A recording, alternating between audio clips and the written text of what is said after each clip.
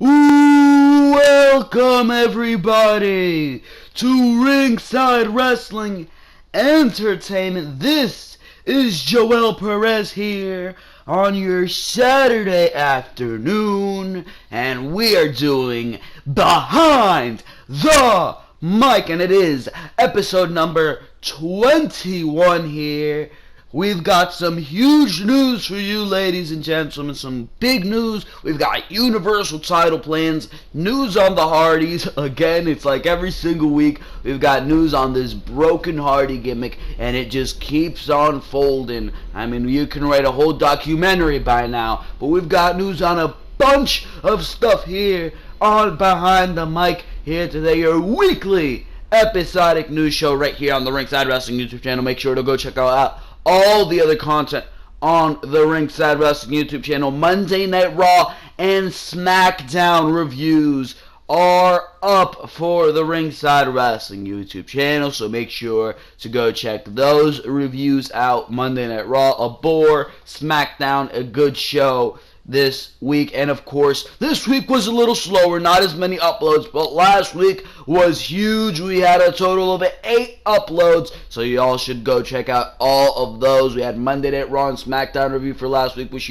you should all check out. Last Thursday, we reported CM Punk, breaking news on him being offered $1 million to return to a wrestling ring. We had on the same Thursday behind Backlash. What the hell am I saying? Backlash preview and predictions. We had NXT TakeOver Chicago preview and predictions. We had a review for NXT TakeOver Chicago last Saturday, which you should all go check out. Loved that show. Had a lot of fun doing that review. We had Behind the Mic of last week, which is still pretty current to this day. Roman Reigns, I believe it was something, or no, major title changes going on in the WWE over the summer, so make sure to go check that one out. That was a good one. The week before was Roman Reigns winning the Intercontinental Championship from The Miz, which is absolutely awful news if you ask me. But we also did WWE Backlash review and results. That was the 8th video of the week, I believe, and we did WWE Backlash review and results. Jinder Mahal wins the WWE Championship. We also discussed that on our SmackDown review for this week. So make sure to go check out all that good content. And if you like what you're hearing here, make sure to click that like button. It turns a nice blue color, so you get that nice little satisfaction. I get the satisfaction of a like. Make sure to comment what you're thinking about all the news you're listening to here. Make sure to go to the Raw review, comment what you thought of that show. SmackDown review, comment what you thought of that show. Backlash, comment what you thought of that show. So make sure to comment on all the Ringside Wrestling Entertainment videos. And of course, make sure to subscribe to the Ringside Wrestling YouTube channel, as it helps out a lot and it puts a smile on everybody's face when you subscribe. And if you want to get these videos right to your subscription box, make sure to click, or to your phone, make sure to click that notification bell when YouTube wants to work. So make sure to go do all that good stuff.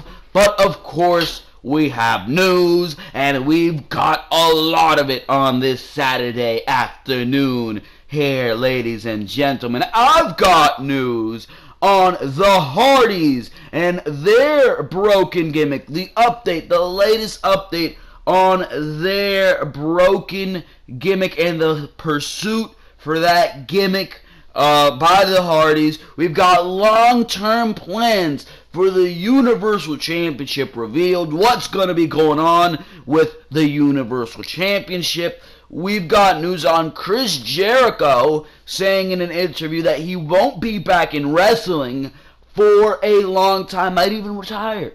Is Jericho trolling, or is this truth from Jericho's mouth? We've got news on Rusev, the Rusev Machka, whatever the hell he says. Rusev, he might be added to the Money in the Bank ladder match and be the 7th member of that Money in the Bank ladder match. And we have news on Asuka surpassing Goldbergs' undefeated streak. Jesus Christ, we've got to talk about that one. We've also got news on a planned women's Money in the Bank match on Smackdown being completely scrapped. All that news and so much more right here on Behind the Mic, episode number 21. So you guys make sure to stay tuned because we're going right into the news story. The latest update on plans for the Universal Championship revealed for Brock Lesnar. We all know he's going to be competing at Great Balls of Fire. We all know there's going to be a fatal 5-way for the number one contendership to that Universal Championship at Extreme Rules. But who will he be facing? Let's find out. Brock Lesnar has not appeared on WWE programming since the post-WrestleMania 33 edition of Monday Night Raw, but his return is likely to happen shortly after WWE Extreme Rules. At the pay-per-view, there will be a fatal 5-way to determine who will receive the first title shot against the Beast at the WWE Great Balls of Fire pay-per-view in July, which is still a ridiculous name, by the way. The winner of that match and most of Brock's coming challengers have now been revealed. It's being reported that Brock Lesnar is more likely to defend the WWE Universal title against Finn Balor or Seth Rollins at WWE Great Balls of Fire. Either way, the expectation is that Lesnar will walk out of the pay-per-view still the champion. Paul Heyman made an appearance on Raw this week to sing the praises of Balor and to put him over in the Fatal 5-Way. Most people are expecting Balor to come out of the match the winner. So am I, but I would rather like to see Samoa Joe. That would be the most interesting choice for me, but that's just a pipe dream, and I understand that. Unfortunately, continuing this article here, WWE officials were forced to change their plans after Braun Strowman's elbow injury. WWE officials were planning to have Lesnar versus Strowman at WWE Great Balls of Fire, but the Fatal 5-Way was made after Strowman's elbow surgery.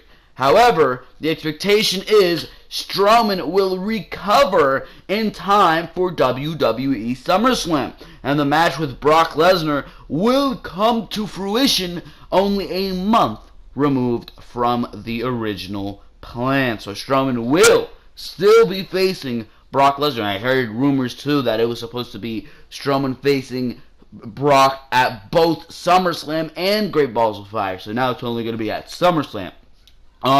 Before his injury, Braun Strowman was red hot and being featured as a top heel on Raw each week. There's some speculation about WWE officials putting the Universal title on Strowman's shoulder, but there's a lot of time to gossip about that over the summer. As of this writing, Brock Lesnar is expected to hold the WWE Universal title beyond WWE SummerSlam and face every participant in the Fatal 5-Way sooner or later. It's being said that the Beast Incarnate will be taking some time off from WWE after the summer, but he's expected to defend the Universal title a lot before WrestleMania 34. The expectation is Balor or Rollins will face Brock at WWE Great Balls of Fire, but whoever does not win the Fatal 5-Way will have their chance down the line along with Bray Wyatt and Samoa Joe at some point over the rest of the year, which is very, very interesting. It's unlikely that Lesnar will drop the title to any of these men unless plans change or he suffers any injury. Roman Reigns is the only one who is exempt from a WWE Universal title shot because he's expected to face Brock Lesnar on the grandest stage of them all next year in New Orleans. There's some speculation that it'll be Lesnar's final match for WWE since his contract expires at WrestleMania 34. On paper, Roman could be booked to retire The Undertaker and Brock Lesnar in consecutive years on the grandest stage of them all, which would be absolutely ridiculous. The WWE Universe isn't thrilled about the Beast. Not thrilled. Hell no. There is a better word than not thrilled But the WWE Universe isn't thrilled about the Beast Incarnate being gone for months at a time with the WWE Universal Championship. Well, that's not what I was referring to. I was referring to not being thrilled about Roman Reigns beating both The Undertaker and Brock Lesnar, and the speculation of him retiring both men. That would be absolutely despicable, bro. That would be way farther than anything John Cena ever did when he was getting his Mega Superman push. Jesus Christ. But there are many pros and cons to the title being taken away from WWE television. But the consensus from the WWE Universe is that it's unfair to have the locker room and full-time performers short-sighted or short-handed like that. In the past, WWE officials have stripped other WWE superstars of their championships due to the 30-day rule. But Lesnar is about to go 3 goddamn months without defending the richest prize in the company. Based on the rumored plans from now through WrestleMania 34, the top guy on Raw will have all their chance to face the Beast Incarnate. The top guys on Raw will have all their chances to face the Beast Incarnate. The WWE Universe will have to accept the WWE Universal title being gone a few months at a time. I have no problem with that. I have no problem with the Universal title being gone a couple months at a time. I mean, for God's sake, it actually makes the title more valuable. It makes, when the title is on Raw, seeing Brock Lesnar on Raw, it makes that a special event that you have to tune into. And that's how a champion should be. Back in the day, it makes it more old school. Back in the day, the champion would not appear on television programming every week. It'd probably be at a pay-per-view or some crap like that. It wouldn't be on regular television. It'd have to be a big event for your champion to appear on normal free television. It really would be. So, if anything, Brock Lesnar not being on television is making that Universal title more valuable. It's making it seem like when it is defended, it's a big ordeal, and that's what it feels like. At Great Balls of Fire, as ridiculous as the name of the pay-per-view sounds, it's going to be an interesting watch, because you're going to be like, is Brock Lesnar going to lose the Universal Championship? We haven't seen this title defended in months. This is the first time we've seen this title defended since WrestleMania, so it's an important event, and I like that part of it. But the fact that nobody is going to take the title off of Brock Lesnar until WrestleMania 34, that's the part that worries me, bro. We can do this game of not having the title on television for a couple months. I mean, we saw this happen with the WWE Championship for a good 8 months. But you're telling me until WrestleMania 34, a full year of this crap with all these deserving names? Braun Strowman, you got Finn Balor, Samoa Joe. These are all names that aren't getting any younger and that all deserve a Universal Championship shot. They are all names that deserve to have a reign, a proper reign for Balor at least, as Universal Champion, because these guys are the legit money-making future stars that you need to build up. But you're telling me you're going to tie this title onto Brock Lesnar until Roman Reigns could come in next year and swoop it up? Those aren't the type of plans I want to be hearing about, bro. Those aren't the type of plans. I say you take the title off of Lesnar at SummerSlam to Strowman. Strowman deserves that goddamn title. He deserves the strap. He deserves the strap, bro. Strowman has worked his ass off. He's been putting on the best television on Raw. And why not put your title around the best thing on Monday Night Raw? That's when Strowman was here, at least. That's when Strowman was not injured here, at least. But, I mean, put it on Strowman. If you want to have Roman Reigns and Strowman continue their feud, at least Strowman's going to be on television, bro. At least Strowman is going to be on television. Then you could have Brock Lesnar do whatever the hell he wants. You can have him enter a monster feud with Samoa Joe. Lesnar does not need the Universal Championship around his waist, especially if he's not going to be defending it, especially considering all the impressive goddamn talent you have on the Monday Night Raw roster right now. There was a time where Lesnar and was WWE champion, and it was appropriate for him to be holding the title for this massive amount of time because there was, quite frankly, nobody else to hold that title. But the matter of fact is that there is more than enough talent that is deserved of holding that title on Raw right now. Samoa Joe, Braun Strowman, Finn Balor. I'd love to see a Bray Wyatt with the belt. Seth Rollins would be a decent champion if you ask me. All these guys deserve that belt, and there's no reason why Roman Reigns needs to get another coronation. If anything, have Roman Reigns and Brock Lesnar push their match up to SummerSlam and put the title on Reigns there. Jesus Christ, because it's the only thing that makes sense. Reigns took out the best thing on Raw. He took out the most legit badass machine, Braun Strowman, on Raw. He's the one who took out Strowman. He got rid of the Monster Among Men. So if anything, just give Reigns the title shot. Give Reigns the goddamn title. And have him carry it and him lose it down the line. Jesus Christ. Because you really do not want to see Roman Reigns get another coronation at WrestleMania. And if it is going to be Brock Lesnar's match, another retirement at WrestleMania. You're not telling me you're going to shove Reigns down our throats, up our asses that hard, bro. You cannot tell me that is what you're planning. For now, hopefully plans change with this Universal Championship, and Brock Lesnar does not hold the Universal Championship all the way to WrestleMania 34, defending it like 5 times. That's not how things work. But anyways, ladies and gentlemen, that's what I have to say about this news story. Make sure to leave your comments down below on what you think about this. For now, let's move on to the next news story right here on Behind the Mic. We've got news on Rusev.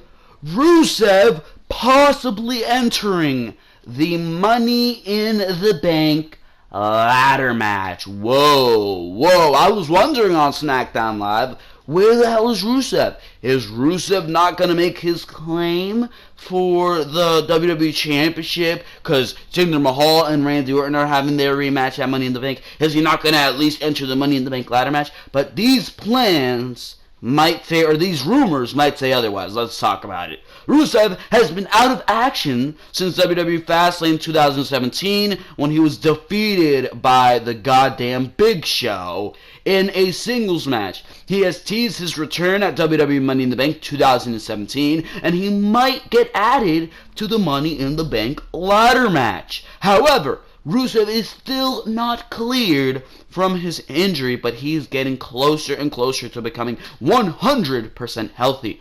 SE Scoops reported that Rusev underwent shoulder surgery last March 9th, and then he was ruled out for 2 months. The Bulgarian Brute went on to miss WrestleMania 33 due to the injury, and he, along with Lana, was moved from Monday Night Raw to Tuesday Night Smackdown Live in the Superstar Shakeup.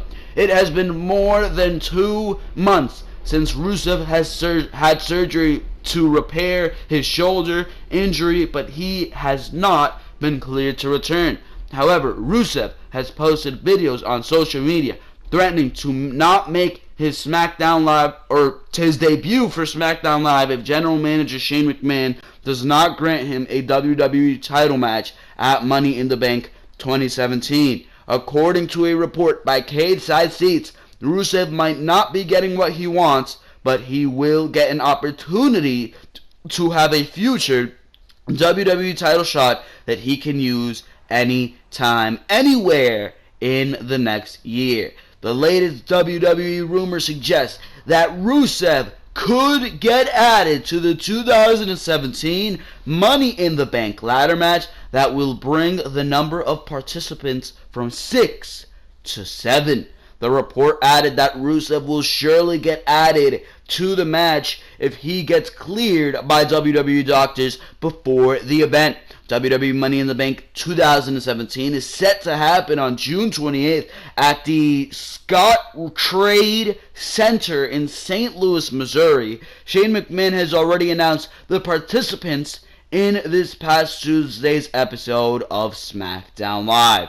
As recapped by WWE.com, McMahon revealed that AJ Styles, Kevin Owens, Shinsuke Nakamura, Dolph Ziggler, Sami Zayn, and Baron Corbin will be battling each other in a ladder match to win the Money in the Bank briefcase. Rusev adds more star power to the match, and 7 is the typical number of participants in a Money in the Bank ladder match.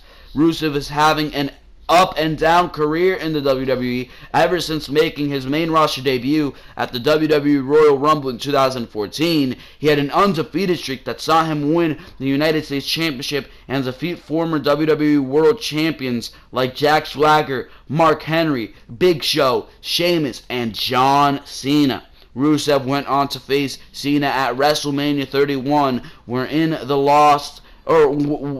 he lost the U.S. title after a miscommunication with Lana. After losing the feud to Cena, Rusev got lost in the shuffle, wherein he was involved in 2 of the worst WWE storylines of 2015 and the early part of 2016. The WWE inserted Rusev and Lana into a cringe-worthy love square with Dolph Ziggler and Summer Rae that ended up doing nothing for anyone involved.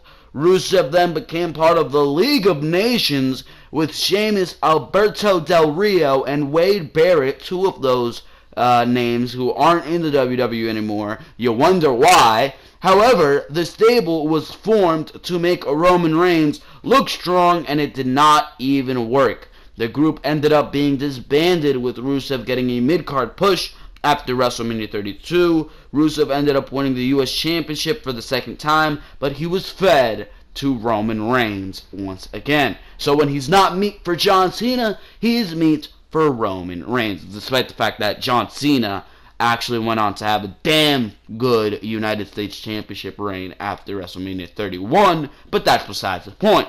The super athlete was not so super before his injury, as he was involved in a storyline with Enzo Amore and Big Cass hitting on his real life with wife Lana. Rusev then proceeded to team up with Jinder Mahal before splitting up at WWE Fastlane 2017. Now that he is closer to being cleared to return, Rusev will reportedly get another big push. A report by Still Real to Us noted that Rusev is set to feud with Shane McMahon. I reported this last week on Behind the Mic. He's set to feud with Shane McMahon, and it will culminate in a match at WWE SummerSlam 2017. Whatever the WWE is planning for Rusev, it is going to help him rejuvenate his career. The WWE needs to let Rusev be himself and become one of the top stars of the company. However, it should be pointed out that the plans for Rusev are just rumors at the moment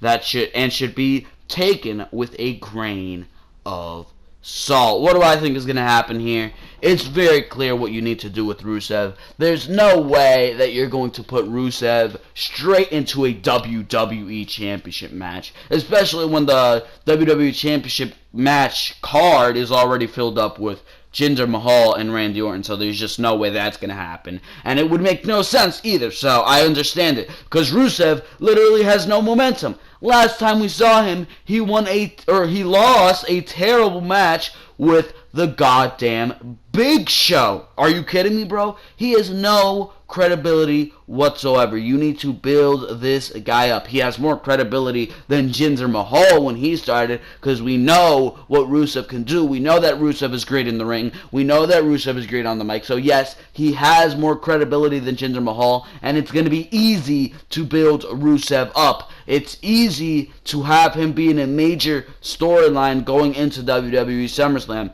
It's simple how you book this. You have Rusev come back, confront Shane McMahon, say, Shane McMahon, I want my WWE Championship match. I don't know why Jinder Mahal and Randy Orton are fighting for the WWE Championship. I should be in that match. Shane McMahon comes out, tells Rusev, I can't do that for you, bro. You've done literally nothing in the past year. You are scrap right now. If you want a shot, I'll give it to you. I can put you in the Money in the Bank ladder match as a 7th participant, but that's the best I can do. Rusev, frustrated, says some crap to Shane McMahon, but he does accept being in the Money in the Bank ladder match. Frustration builds when he doesn't win that Money in the Bank ladder match. Somebody else wins it. Baron Corbin wins it. My ideal person to win the Money in the Bank ladder match. Rusev's frustration builds off of this. Rusev says, I never got my proper number one contenders match. I never got my proper WWE Championship match. You give him a number one contendership match with whoever it may be to face Randy Orton at this point, who after Money in the Bank, I presume, is your WWE Champion. He loses that match, I guess, similar to what happened to AJ Styles. He loses that match, or, I don't know, some crap happens. It's probably a number one contendership match to SummerSlam, I'm guessing at this point, if SmackDown doesn't have another brand-exclusive pay-per-view, which I believe they don't. He loses to AJ Styles in this number one contendership match. AJ Styles wins. He goes on to face Randy Orton at SummerSlam 2017, and Rusev is left with nothing to do. Similar to AJ Styles going into WrestleMania 33, Rusev shows his anger on Shane McMahon, super kick, does some brutal spot through a table, I'm guessing, or just demolishes Shane McMahon. It's Shane McMahon versus Rusev going into SummerSlam 2017. That's what I say you do with Rusev. That's going to keep Rusev in a legitimate feud. It's going to be that frustration storyline that you saw with AJ Styles that worked so goddamn well, except Rusev is actually going to have heat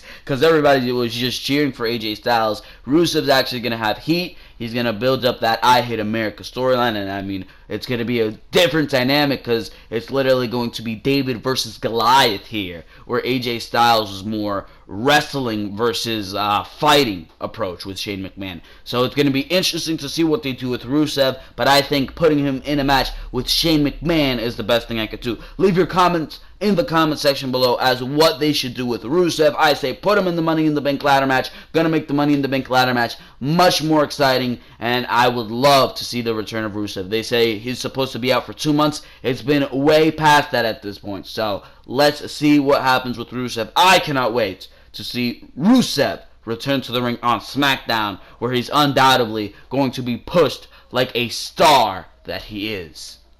Asuka has officially beat Goldbergs' undefeated streak. Jesus Christ, did you need another accolade to proclaim Asuka dominant? Jesus Christ.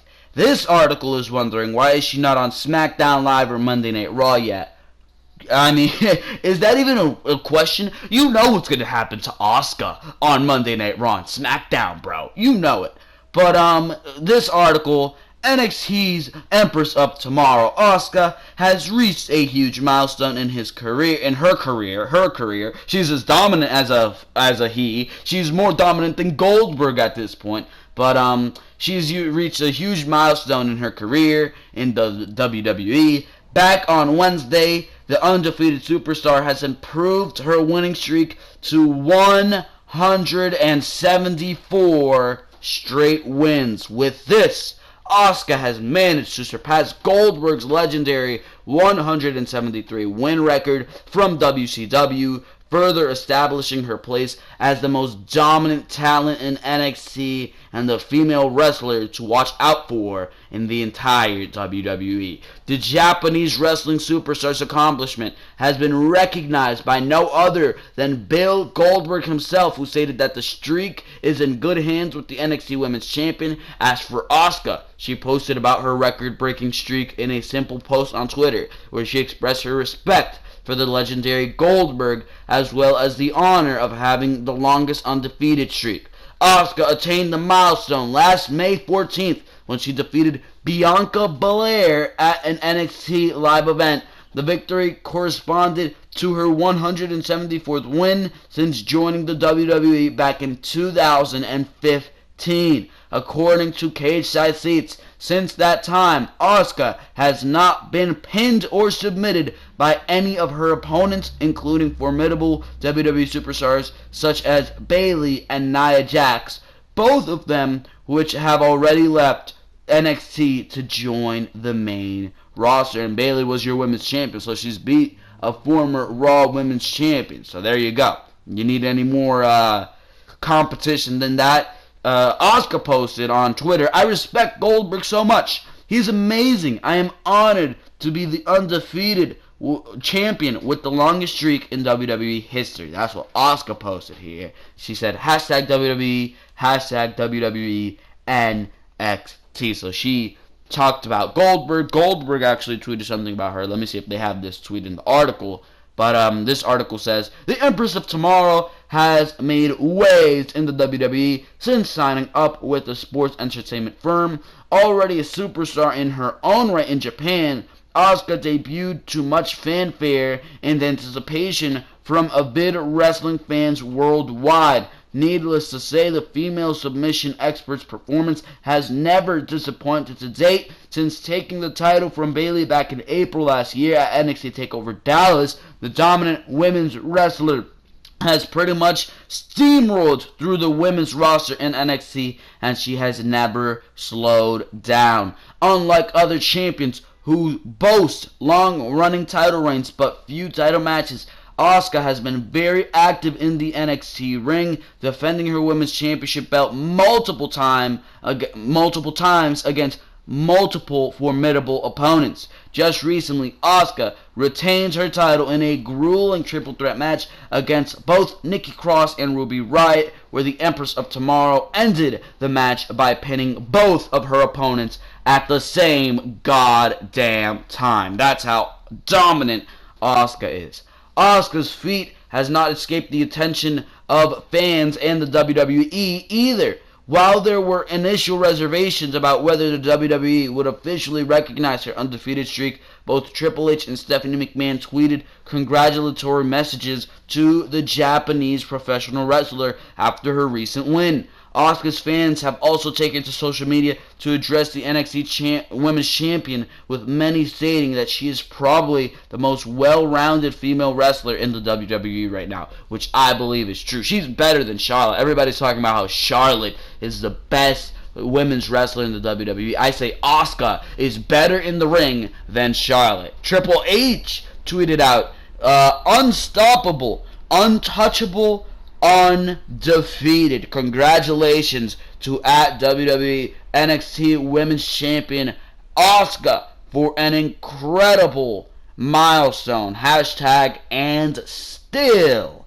So, wonderful little tweet by Triple H. Posted a picture with Asuka above that as well. So Triple H and Stephanie McMahon have recognized Asuka's undefeated streak. This article continues. Surprisingly, however, Asuka has not made it to the main WWE roster just yet. Her title reign in NXT might have gone for more than 400 days now, but she is still, at the end of the day, competing in a non-flagship brand. Are you kidding me? NXT is probably the best quality show in the WWE, so shut the hell up with that one. Whoever the hell wrote this needs to get hit with a kick from Asuka. Maybe that will bring back their mentality. They need to get put in an Asuka lock. Jesus Christ. But interestingly, opponents that she competed with and beaten, such as Bayley and Nia Jax, have both made it to WWE Raw and have both gained the Raw Women's Championship. Nia Jax hasn't been Women's Champion. Excuse me, bro. Nia Jax has not been Women's Champion. Who wrote this article, bro? Who wrote this article? Bayley has been Raw Women's Champion, but I don't know if anything changed over last week, but Nia Jax has not been Women's Champion. Jesus Christ. But this article continues, considering Asuka's dominant performance in the squared circle, it appears strange that the WWE would be keeping her in NXT when she has so much potential to improve the women's division in the professional wrestling firm's main brands. Then again, many Asuka fans have speculated that WWE is not moving her to Raw or SmackDown Live because she simply has no replacement in NXT. And Bermuda, anybody? After all, Asuka is one of the main draws of the brand, and losing her to either Raw or SmackDown Live would surely have adverse results for NXT. For now, at least, Asuka has proven that she is the best female wrestler in the entire roster of women's wrestlers in WWE. While it would probably not be anytime soon, the day Asuka walks into a Raw or Smackdown live ring would be the day when the flagship brand's female divisions would never be the same. What happens with Asuka's undefeated streak, if you ask me? It's so goddamn simple what you do with Asuka's undefeated streak. Asuka is going in a program with Ember goddamn Moon. First of all, congratulations to Asuka. She is in a program with Ember Moon. Ember Moon is probably going to be the person to face Asuka at NXT TakeOver Brooklyn 3. You are going to have Asuka win that matchup. Asuka is going to win that matchup and say, I've beaten everybody in NXT. This women's championship is Asuka's women's championship. Nobody else's, and they know that. Therefore, I am I am just giving the belt forward. Vacating the belt. There you go. That's the word. Vacating the belt, and I am going up to the Raw and SmackDown Live women's division. I'm going to leave NXT. She announces that she's gotten the call up to whether it be Raw or SmackDown, and she's forfeiting or vacating that women's championship because she's beaten every single woman in the SmackDown Live roster, or in the NXT roster. What am I saying? That leads us to the women's tournament going on over the summer. There's a women's tournament going on over the summer, and it is going to be amazing, just like the Cruiserweight Classic, I could presume, last summer. So what's going to happen? Asuka has vacated her belt. This belt will be put on the line in this women's tournament. Ember Moon is going to enter this tournament. She is going to win this women's tournament, but she's always going to have that thought in her mind. I never beat Asuka. I never beat Asuka. I never beat Asuka. And Ember Moon is going to be women's champion. She's going to have her reign in NXT, and she's going to lose it somehow, but she's going to come up to the main roster. She's going to meet Asuka, and she's going to say, I never beat you. And this is going to be like in 2018, I presume. And Asuka's going to be women's champion, still undefeated on the main roster. Probably WrestleMania time, going into WrestleMania 34, still undefeated. She's beaten Charlotte. She's beaten Becky. She's beaten this person, that person, the next person. And Ember Moon is going to come up, and she's going to say, yeah, I never beat you. I'm finally going to do it. It's going to be Ember Moon versus Asuka for the SmackDown Live Women's Championship going into WrestleMania 34. And finally, after a huge build, Ember Moon finally beats Asuka. So that's what I would do with Asuka's undefeated streak. That is what I say, how you end Asuka's undefeated streak. For now, ladies and gentlemen, let's move on to the next news story. Here we are, ladies and gentlemen, with the latest news on the broken gimmick and the turmoil, the battle for this broken universe. And I mean, here's the latest on it. Broken Matt Hardy trademark refused for Matt. Here we are. The real life drama involving broken Matt Hardy and whether he should use the super popular gimmick or not in WWE is one that can rival any scripted pro wrestling storyline. And with Impact Wrestling, formerly known as TNA, having recently made parts of Matt Hardy's old contract available for public viewing, the latest developments behind the scenes suggest that the 42-year-old wrestling veteran's attempt to trademark his broken gimmick wasn't successful. When Matt and Jeff Hardy chose not to re-sign with Impact Wrestling in March of this year and left the company on seemingly acrimonious terms, one thing Matt did to make sure he could use the gimmick that became a surprise hit with wrestling fans was to apply to have it trademarked. Even with the Hardy Boys' former employers claiming ownership, the fact that the broken Matt Hardy gimmick was filed as a trademark application left fans optimistic that the ball was in their court. That seems to have changed over the past few days following some drastic moves on Impact's part, including an exclusive interview with Impact Wrestling president Ed Nordholm, where, as the Inquisitor wrote, he expressed confidence in ownership of the Broken Universe gimmicks the Hardys, particularly Matt, claim they created. Nordholm also alleged that WWE isn't interested in pursuing the gimmicks, a revelation that took many fans by surprise, with Nordholm having upped the ante earlier this week by releasing Broken Matt Hardy's Impact Wrestling contract. It would appear that the Hardys' fight to bring the Broken Universe to WWE has hit another roadblock. According to PW Insider, Matt's trademark application for the Broken gimmick was initially refused by the U.S. Patent and Trademark Office, with the agency's refusal reading as follows. If this will load, I would love to read you what the agency sent to Mr. Matt Hardy, who we should be referring to as Broken.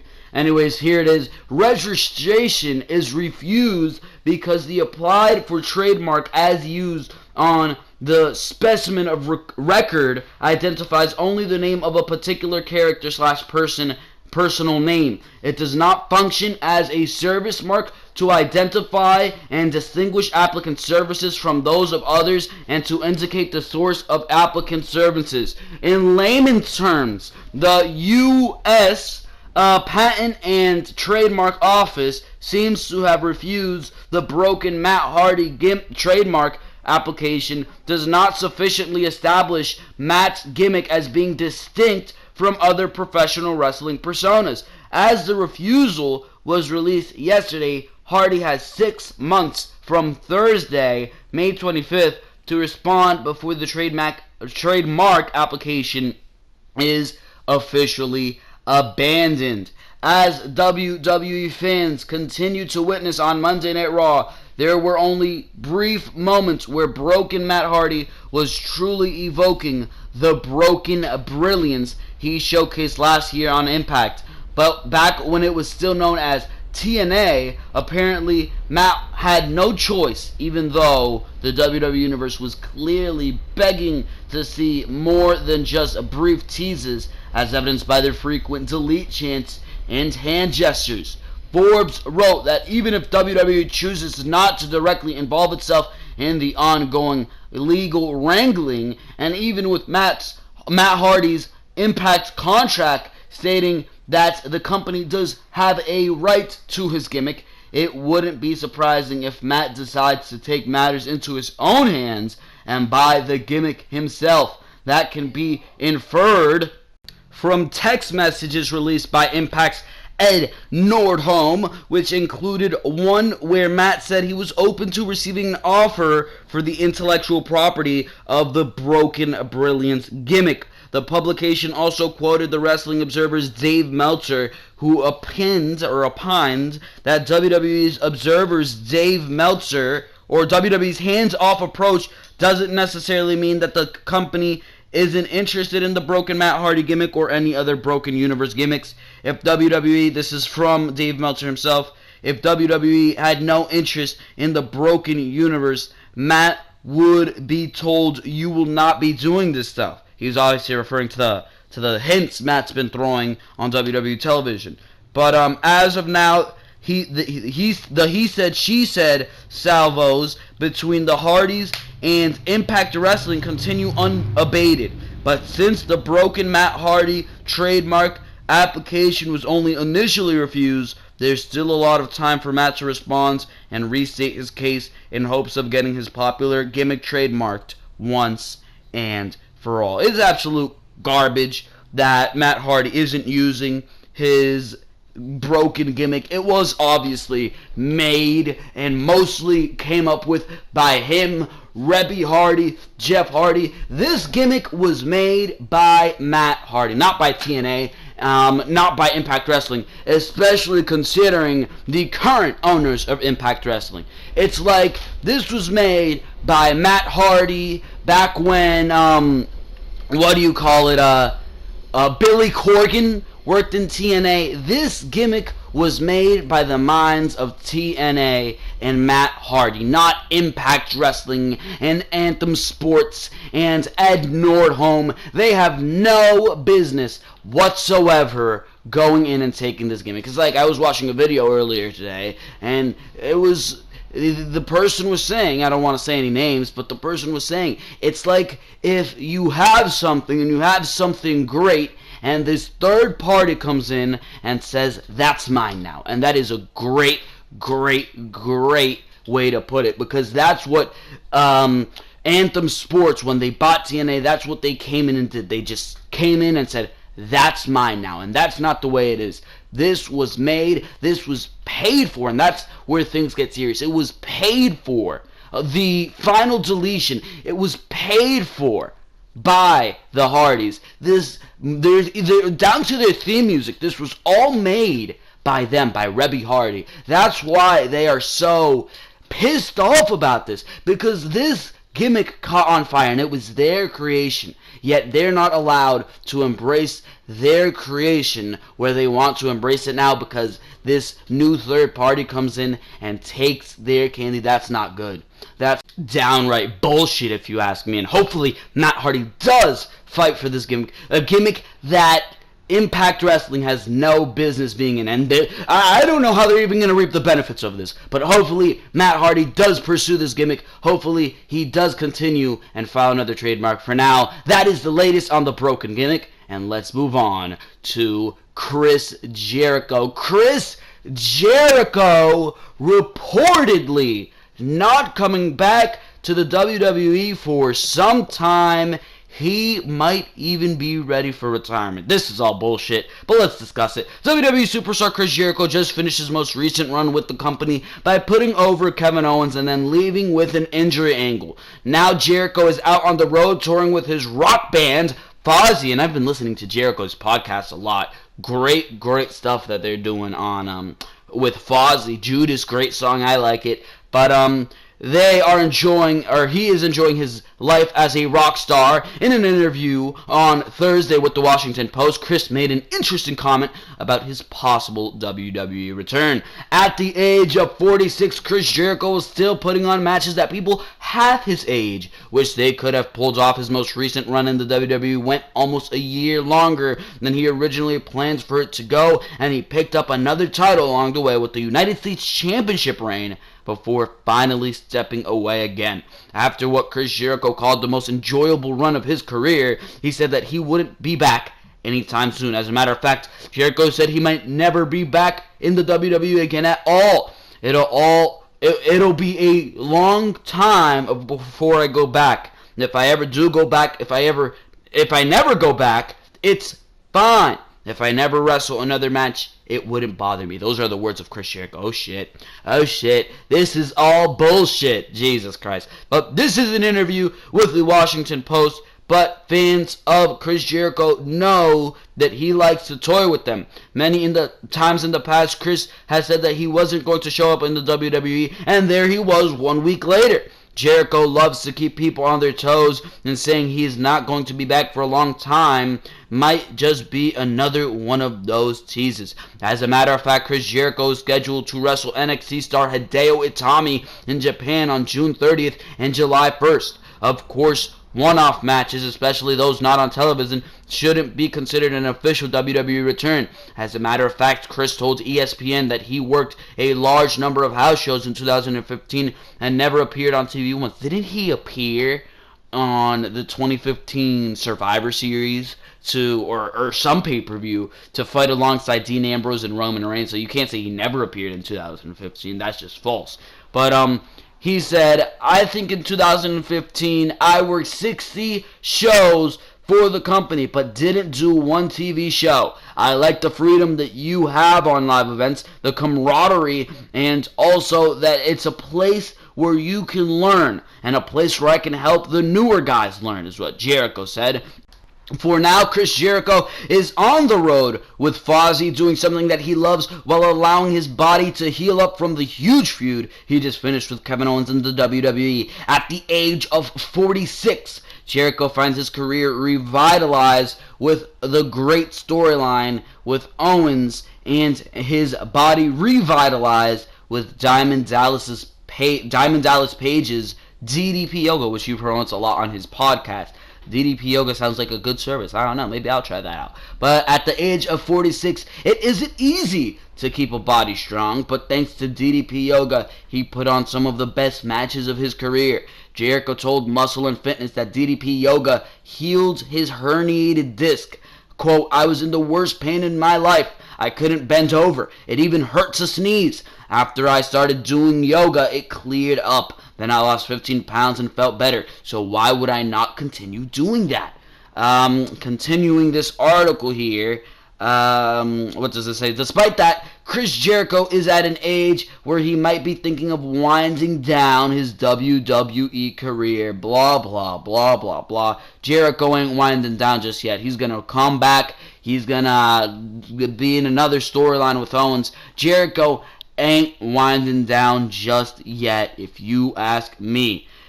He started his career 28 years ago and made his WWE debut 18 years ago. Now he has a chance to reach success in the music industry with a single that has suddenly taken off. Fozzy started out as just a joke for Chris Jericho, but he took it seriously and turned it into a hugely successful band. Specifically in the UK and on the festival scene, Chris Jericho said the new single Judas has really hit bigger than any song they have recorded, with 3.5 million views on YouTube in just 2 weeks. While Chris Jericho said he might never wrestle another match, fans know never to say never in the WWE. While he is out, Chris will still entertain fans on the music stage and will one day return to the WWE in one way or another. Chris Jericho is a guaranteed WWE Hall of Fame superstar when he finally hangs up his tights. Jericho is not going anywhere. I mean, Jericho put on one of his best WWE runs. Why the hell would he not continue? This is just Jericho trolling. He loves to troll these magazines, the Washington Post. I mean, they are not a legitimate source for wrestling news at all. Jericho isn't going anywhere. He's going to be back. He's going to wrap up his feud with Owens, because Owens still mentions him every single week on television. I mean, this is going to continue. Jericho's going to be out for 2 months touring with Fozzy. Great stuff on his podcast. I'm loving listening to his podcast as I'm on my way anywhere. Public transportation just makes the whole process of public transportation in New York so much easier. Does listening to Jericho's podcast. Very soothing voice Jericho has. Jericho's a rock star, bro. He is living the dream. He has a podcast. He's a rock star. He's a wrestler. He's doing so many things. He's written books. I mean, how many things does Jericho have to do to consider himself an awesome person? This guy is fantastic. Chris Jericho will be back in the WWE, putting on some great work in the last run that we just saw. Some great work. Something guys half his age can't even do. So, I mean, great stuff for Jericho. He will be back. Don't let this article fool you. Chris Jericho will be back probably before SummerSlam. So make sure to keep that in mind. For now, let's move on to the last and final news story. We've got news on the women of Smackdown Live. They were reportedly supposed to go into a Money in the Bank ladder match. They were supposed to go into a Money in the Bank ladder match, but apparently that has now been scrapped. I'm not even going to read the article for this. Let's discuss this. I mean, I would love to see a women's Money in the Bank ladder match. Don't get me wrong, but it is being scrapped, and it's pretty much confirmed that it is scrapped, because unless they do something on SmackDown in that fatal five where somebody brings in a ladder and somebody gets they just start hitting everybody with the ladder, and then that gives Shane McMahon the idea to make a Money in the Bank. I really don't know how you would fit that in, because a fatal five-way has been announced for SmackDown Live, and I don't know how you would make a Money in the Bank ladder match with 5 women, because your champ is not going to be competing for a Money in the Bank. I don't know how you would make a Money in the Bank ladder match with 5 women on SmackDown Live besides Naomi as the champion. That's where I'm questioning things right there. As well as the injury that could possibly go on in this match. There's a lot of possibility for injury in this match, and that really does concern me. I mean, the guys are getting injured all the time in these type of matchups. Jesus Christ, look back to 2011, 12, 13, one of those years. I believe it was Sin Cara got injured one of those years in the Money in the Bank ladder match. And then it was Sheamus going through a ladder. It was just crazy madness. Everybody's always getting injured in these types of matchups, and they're really injury-prone matchups. So do you really want to see the women go into a matchup where they can possibly face a career-ending injury? It would, on the other side of the spectrum, be like the next step in the women's revolution, and it would be very exciting to see that. It would make Money in the Bank that much more of a must-see pay-per-view. It really would, with the second Money in the Bank ladder match, this time for the women. It would diversify the women's division. It would add a new layer to that. You would have the women's championship feud, and at the same time, that Money in the Bank winner, whether it be Natalya, Becky Lynch, Naomi's the women's champion, what the hell, Charlotte. I mean, it would add a new layer to whoever is feuding for that women's championship, always having in the back of their mind, or whoever is that women's champion, always having in the back of their mind, there's somebody with that briefcase. There's somebody with that briefcase. But if this were to happen the way I would have booked it, Becky Lynch wins the briefcase, Charlotte goes on to beat Naomi somehow in some type of way over the months going into SummerSlam. She's the champion, and Becky Lynch says, you know what, I'm not cashing in any surprises. I want to face you at SummerSlam. I'm cashing in my Money in the Bank at SummerSlam, similar to what John Cena did with CM Punk on Monday Night Raw all those years ago. So at SummerSlam, I want my match against Charlotte for that Women's Championship, because the biggest match you can have at SummerSlam is Becky Lynch versus Charlotte, and any way you get there, that is the biggest match on the women's division. Becky Lynch and Charlotte. Charlotte, this newcomer, obviously going to be women's champion by SummerSlam. Becky Lynch, that babyface who really hasn't gotten to have that run since the draft. So I don't know. That's what I would do with that Money in the Bank ladder match. But apparently it is being scrapped for now, and it looks to be scrapped. I think Charlotte's going to win that Fatal 5-Way next week. She's going to go on to beat Naomi at Money in the Bank. So that is the latest for the SmackDown Women's Division. There was a Money in the Bank planned, and there was one planned last year in 2016 as well, but for the second year in a row, this match and the idea of this match is being completely scrapped.